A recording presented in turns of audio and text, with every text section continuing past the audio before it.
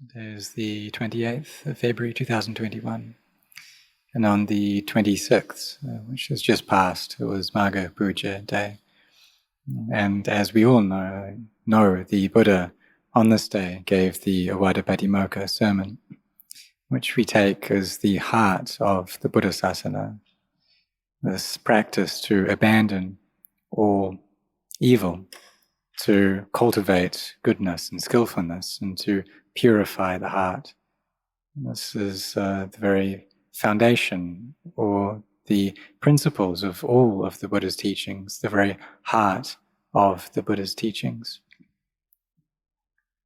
And so when we come to train our minds to develop samadhi, to bring them to a state of stillness and firmness, we can do this through paying attention to the breath as it comes and goes.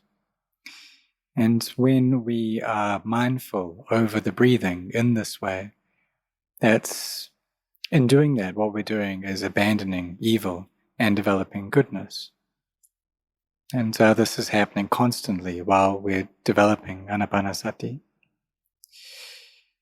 So when we bring the mind to a state of stillness and to samadhi, there'll be these factors of jhana or samadhi, which is vitakka, vichara, piti, sukha, ekaggata.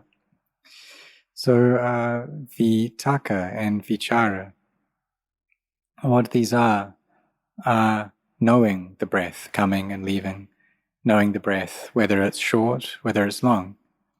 And vitakka is bringing up the breath as the object of recollection. In the Thai language, in common everyday use, this word vitakka, it refers more to anxiety. That if we like something or we don't like something, then the mind just thinks about this, constantly churns this over. And that's what people usually use this word in everyday Thai usage for, vitakka. And this just creates a chaotic heart. But if we're talking about vitakka and vichara in terms of these factors for samadhi, these bring about inner peace. So we have this knowing of the breath as it comes and goes. And when we do this, when we're mindful of the breath, then our sati, this mindfulness, improves. And the amount of thought, the inner narrative that goes on, steadily reduces. And we'll see that usually throughout the entire day, there'll be this constant thinking, this constant inner narrative that's going away. And all of that is based upon and centered around a sense of self, around me and mine. If we're thinking about our work, then this is all about me and mine. Our family is all to do with self, me and mine. Our children, politics, it's all to do with the sense of self. And if we think about this more and more, then the mind becomes more and more scattered, more and more chaotic. And this results in a lack of inner peace. That this scattered nature of the mind, it obstructs the heart from entering into samadhi, from becoming settled. And thinking in this way is a habit that we've had for a very long time, for many, many lifetimes now, that we've been proliferating like this. And so now when we come to train our minds to be aware of the in-breath and the out-breath, it's quite difficult. But if we can persist with that, then the thinking that goes on will steadily reduce, and the amount of peace that we experience will increase. All of this scatteredness of mind, of thoughts, the annoyance we have, the desire and the pleasure we seek in things, doubts and anger, this will all leave the heart. In the beginning, when we start to feel inner peace, then certain feelings may arise within the body. Perhaps our hair stands on end, or tears may flow down our cheeks. The body may feel very light and buoyant. and different parts of our bodies, our hands or our feet, may disappear. So when samadhi comes up to one level, then joy arises in this way. And joy, we can say, is a sense of fulfillment, of inner fullness. But it's different from the fulfillment that we get from worldly things, from experiencing gain, from praise, from status, from worldly pleasure. This too is a kind of inner fulfillment. But when we meet with the opposites of that, when we lose, when we meet with criticism or censure, when we lose our status, when we meet with displeasure, with unpleasant things, then suffering arises. And these are the ways of the world, the winds of the world.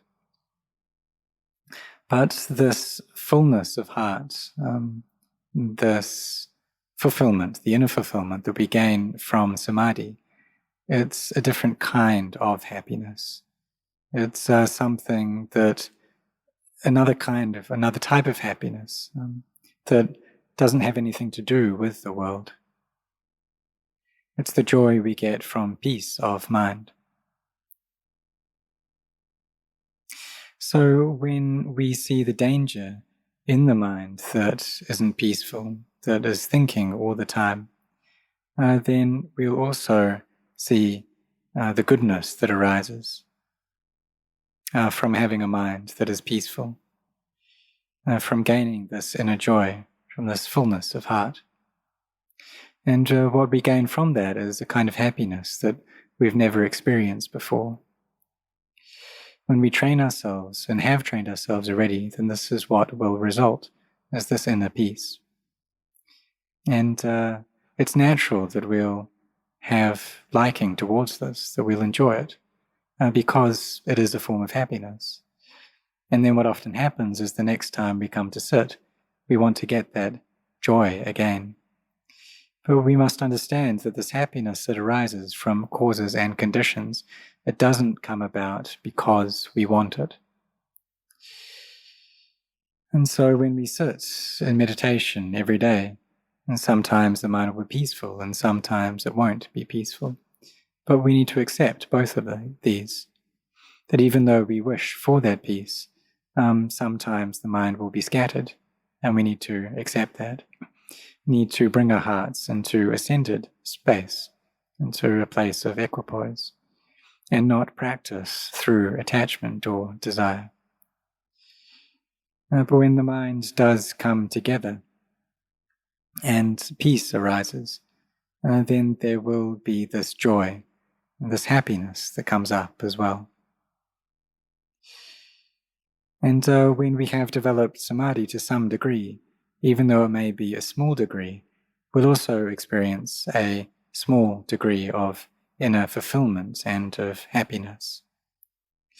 And we can use this, take it to study, take it to contemplate into the truth, to see that all the problems that arise come up due to the sense of self, due to being attached to me and mine. But if our minds know about this, if their knowledge is up to speed with the events that happen, then they'll see that really there is no me, there is no mine. And in seeing that, all of the problems disappear. That we have problems is only because the mind attaches to me and mine. But the Buddha taught that we shouldn't go and attach in this way, and if we do, it's a cause for suffering to arise. So therefore, he taught us these principles of the practice to abandon evil, to give rise to skillfulness, to purify the mind, to develop dana, generosity, and sila, virtue. But the highest form of merit that we develop is that of inner cultivation. And this is more difficult than the levels of generosity and of virtue. But for those who see the danger of an agitated mind, they'll be able to do this. And they can come and look and ask themselves, why does suffering arise? If people try to find the cause of suffering externally, they often say that it arises because of other people. And this is the normal reason that people come up with. That I'm suffering because someone else has harmed me, because they're gossiping about me, they're disparaging me. And we try to find the causes for our suffering externally. But what happens when we look internally? We see that suffering arises because the mind is attached to self. And even the Buddha had a huge number of people who disparaged him, who criticized him, who were quite abusive in their speech towards him. But he didn't become agitated due to this. All of the arahants have experienced this as well, but none of them became agitated because they had hearts of wisdom. They already knew clearly and in time all of these things. They already knew that there's no real true self. So when we come to abandon unskillful things and give rise to skillful things, we can come to contemplate and ask ourselves, well, where is this self? Where is this me? And do I really own anything? So we contemplate in this way until we find that a true self doesn't actually exist. The body there are feelings that arise within the body, and the mind commonly attaches to all of that and takes it in terms of self. But if we contemplate, we can see that this body, it just arose from the elements that came from our mothers and fathers. But the mind still comes and attaches to these elements and takes it as me. And it's really difficult to extract this view because it's so tightly and deeply embedded. And if it wasn't so fixed within our hearts, then all it would take would be just listening to the Dhamma one time, and we would understand clearly. But because it's so deeply embedded, it's often not the case that we need to listen just the one time. And we're able to abandon these things.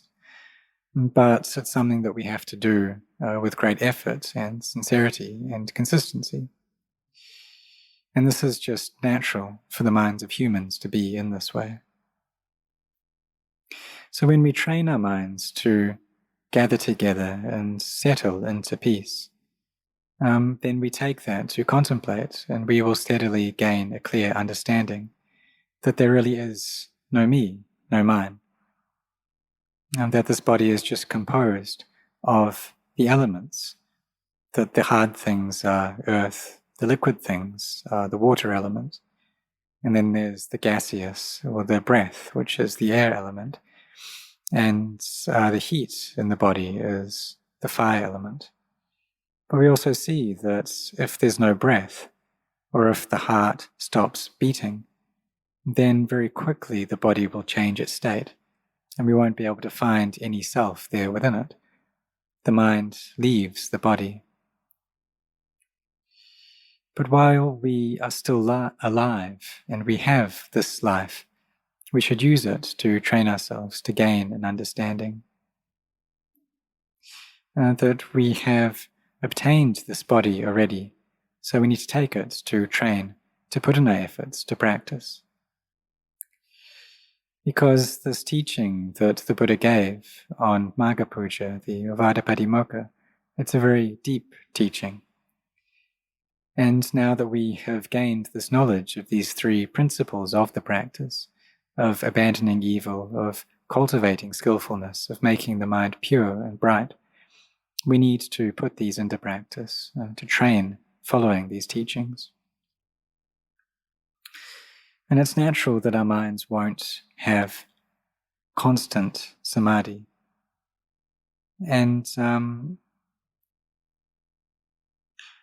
the samadhi that most people have, it's there, but it's a samadhi that's tied up in the sense of self. But the samadhi to abandon the sense of self, very, very few people have this. And when they don't have this, then wisdom can't arise. So then, when we're in that state, we need to cultivate a lot of mindfulness and know how it is that we are feeling. Because when we live in the world, then sometimes the emotions that can come up can be really, really strong.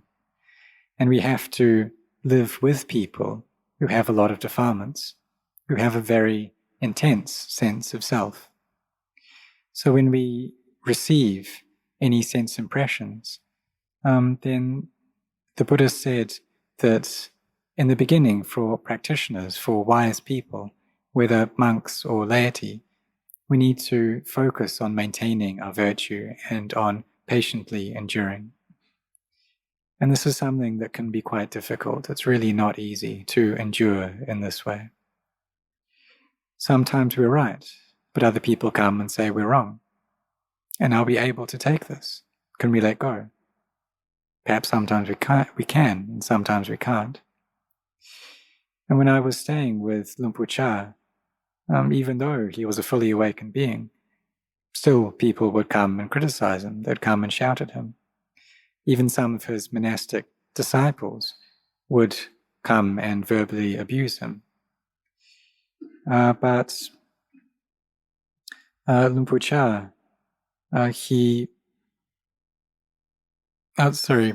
and even though these were monks, still they would speak in this way towards Lumpur Cha.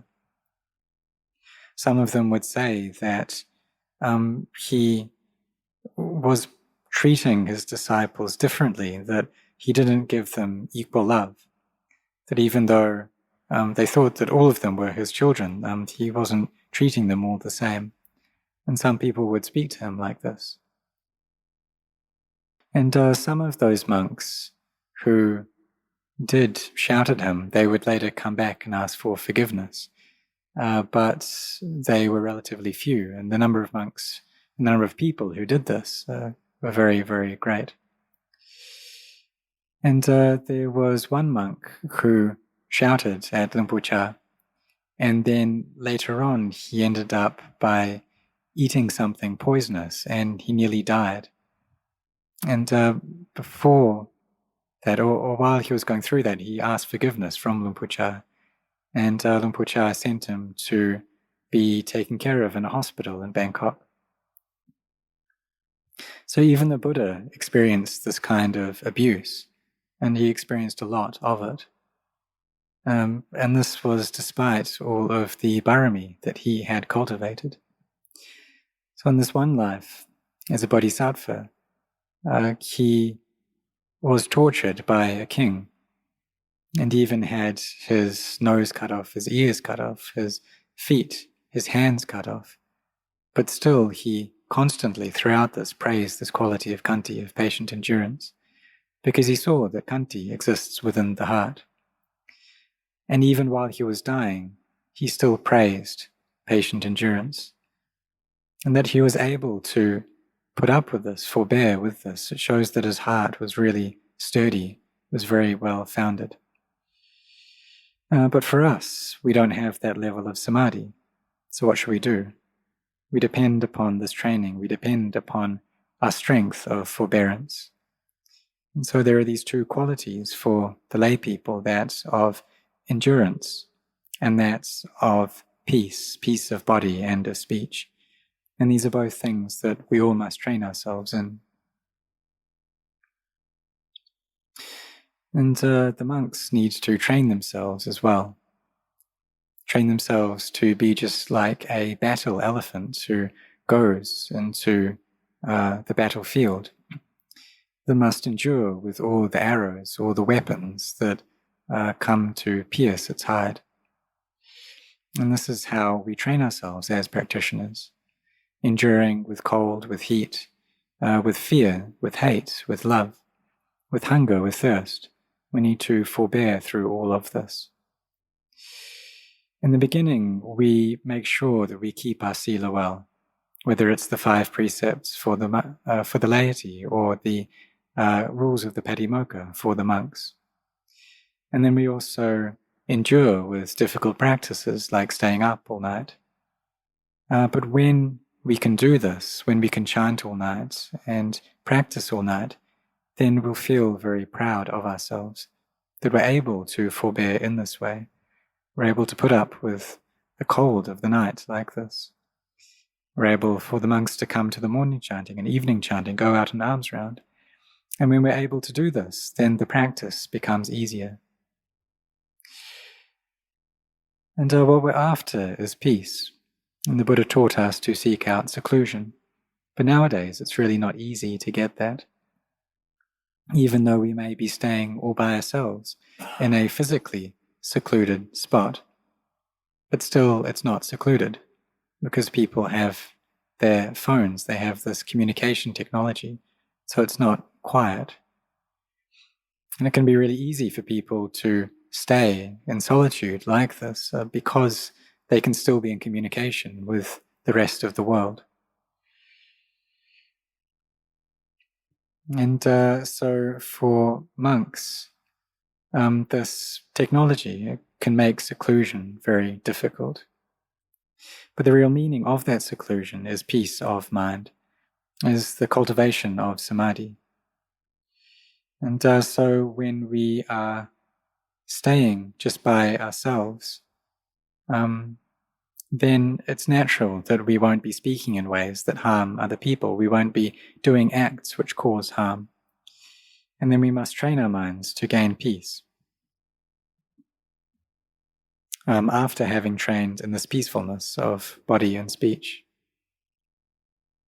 And when we come to sit in meditation like this, we may be sitting in a hall with many other people, or sitting at home with other people. But when it's quiet, then it's like we're by ourselves. So we train our minds to develop to a higher level. And this training to heighten the mind, it can give rise to many amazing results. And it can change our views, and we see things in a different way than we did before. We see everything as being conventions. A house or a Dhamma hall, these are things which just arise and cease. And when we can perceive it in this way, it's really quite amazing.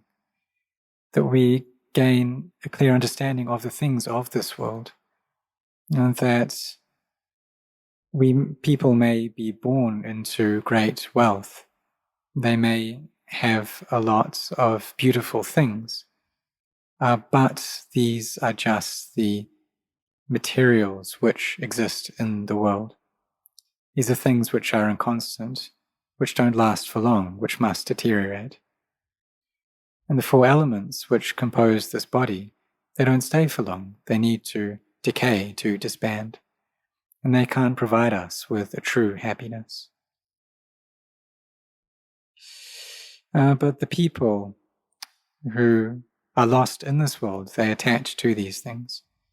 They may gain a lot of these things, but they don't stay for long, because all of these material possessions actually belong to the world. But if we understand the Dhamma, then we see that these things are inconstant, they're stressful, they're not self, and the mind gains purity.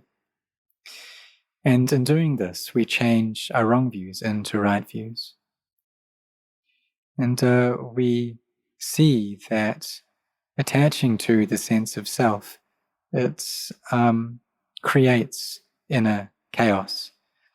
And so we change this attachment to self and bring that to a knowledge of non-self. And this is able to solve all of our problems. So we must try to solve the problems in our own minds first, and try to fix this problem of the self which exists in our minds first. And then we come to contemplate into the nature of sankharas, or the nature of conventions rather, and in doing that our minds become liberated. This may be just a temporary liberation from their attachments, and this is a temporary nibbana. And this recollection of emptiness, of non-self, is something that's very important. We can ask ourselves, where did we come from? Where are we going? We contemplate in this way, that this world is something temporary, it doesn't last forever. And through reflecting like this, the mind can gain inner stillness and peace. It can come into samadhi. And this is how we give birth to wisdom. And so we take our minds to contemplate into the virtues of the Buddha, the Dhamma, and the Sangha. And the Dhamma we can see as being a constancy, stress, and not self. The Sangha are the beings who have realized that truth. So we think about this and contemplate this, that even the Buddha had to pass away. And he taught that all sankharas are inconstant. All of the arahants in the past, they've all passed away as well. So this shows that these things really don't last forever, and that's not appropriate to attach to any of them. When our minds see this clearly, and see that all things are anicca, dukkha, anatta, then they'll also see that none of these things are me, none of them are mine, and the heart becomes pure. And so when we have this ideal of reaching emptiness, of being freed from attachments, then we need to try to get to that. We need to try to attain that. And Luang Por Chah taught that no matter how important anything is, it's not as important as letting go, because letting go will reduce our suffering. So we need to put down all these things and come to practice. Because the time that we have left in this world is very short. If we're 50 years old and we live to the age of 80, then we've just got 30 years left. If we're 60 years old, then we just have 20 years left. So we see that we don't stay around here for long. And so we shouldn't get really caught up with the issues around us, because the time that we have is left is very little. We shouldn't allow ourselves to get stirred up about issues of our children, of our grandchildren or great-grandchildren, but rather contemplate that the days and nights are steadily falling by, and the time that we have left in this life is falling away as well. That the world spins around, but time doesn't come back around. And that we have this path, a practice that can lead us forward. But if we just stay in the same place, we just walk around in circles in the same place, then the suffering we experience will just be the same old thing. The same suffering that we had in our previous lives will be the same that we gain in this life, and the same that we have in the future lives. And this isn't the path that leads us out of suffering. So therefore we need to walk the way that leads us to brightness, to light. And this is the path of abandoning evil, of making skillfulness complete, and cultivating and bringing our minds to purity. Not harming any beings through our body or speech. And just how we don't wish to receive harm, so we don't harm any other beings in that way. And the Buddha, even though he had his hands and his feet cut off, still he was able to spread loving kindness towards the people who were torturing him. This is something that no other being could do. There was such excruciating pain that pervaded his body, but he wouldn't give in to anger. He wouldn't allow for anger to arise. And he taught that if anyone comes at us with anger, we shouldn't respond with anger. We should train ourselves like this. And so we develop our minds, bring up this quality of patient endurance, this quality of virtue as well. And sometimes we train ourselves in mindfulness and samadhi. And when joy and happiness arises, this can be a very amazing thing. When we see the Dhamma, this is very profound and amazing. It's unbelievable. Even though the Buddha passed away a very long time ago, still we can see the Buddha within our own hearts, because the true Buddha exists within the Dhamma. And we can say that really the Buddha hasn't gone anywhere. that even though his physical body, the body of his flesh, has already decayed, but his Dhamma body, this Dhammakaya, is still here. And if we practice following this path of sila, samadhi, and panya, of virtue, of samadhi, collectedness of mind and wisdom, then our minds will attain purity and will see the Buddha right then and there. That there will be this clarity within the hearts. And when we train ourselves like this, then we'll see that we're really lucky to be able to receive the teachings of the Buddha. And that now that we have received those, we should firmly put them into practice. And we may just have the time to sit in meditation just once a day, but throughout the entire day, we should be bringing up our meditation objects, a Buddho, Dhammo, Sangho, or reciting Itipiso, to be chanting a lot until the mind reaches stillness. Or we can contemplate into inconstancy, stress, and not self. Contemplate that this body is unattractive, it's just a pile of bones. And all of this is for the sake of bringing our minds to peace. When we have this meditation object there within our hearts, then they will reach peace. And when they're peaceful, then we can contemplate, and our hearts will see the Dhamma. But when inner peace is something that's quite easy, then we won't have to rely upon this quality of patient endurance. But when we don't have that peace, then we need to bring up khanti a lot. So we just carry on doing this. We go without stopping. And why is that? Because if we're already in old age, that means we're in the last stage of our life. And we really shouldn't get stirred up with the things of this world anymore. But really take our hearts as the most important thing, to really make our hearts firm, well-founded. And we need to build a home within our hearts, because we see that this body that we have in the world, it doesn't last for long. So we need to find a refuge to build a house within our hearts. Any issues to do with other people, we just put them down. Perhaps we may have good wishes for them, but if they don't have good wishes towards us, then we need to just let go. We have loving kindness, and we put these things down and come to practice in homage to the Buddha, the Dhamma, and the Sangha. So may you all be sincere in this, especially for the monks to really be devoted to the practice, to give it your best, to not allow the heart to be weak, to not become discouraged, to practice until you see and understand the Dhamma.